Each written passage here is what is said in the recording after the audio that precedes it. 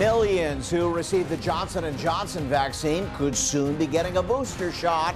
The company saying today an extra dose shows a 9-fold boost in antibodies. On your side at 6, Desiree Montilla talked to state health leaders about what this could mean for Virginia. And Desiree, any changes to vaccine recommendations here at home yet? Well, Kern and Makia know the recommendations won't change until federal health officials give the green light. And this won't happen until Johnson & Johnson submits these results for final review.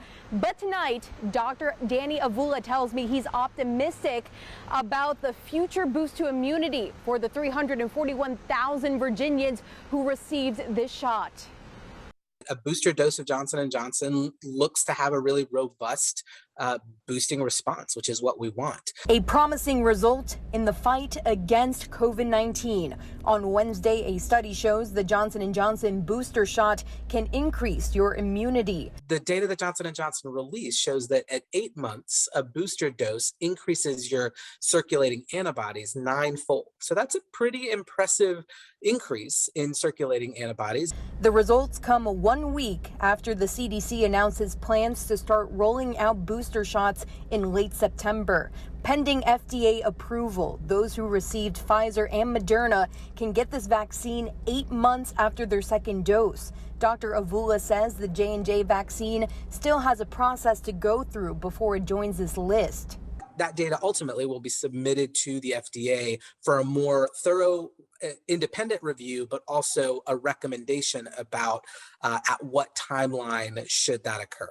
Since J&J wasn't approved for emergency use until February, Dr. Avula says the booster shots probably won't go into arms until November, a time frame he says people shouldn't worry about when it comes to their level of protection against the virus. What the data has shown us so far is that there is a progressive slight decrease, and that looks to happen around 8 months, but in some people it's going to happen sooner, and in some people it's going to happen later. If and when the J&J booster is given the green light, Dr. Avula says the state will be ready to roll out the shots. We don't think supply will be a concern at all. It's really ensuring that there's enough different channels that people can access their vaccine through.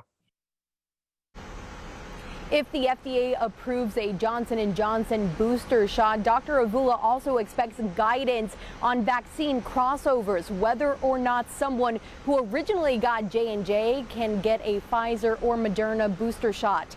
Live and on your side in Richmond tonight, Desiree Montilla, NBC 12 News.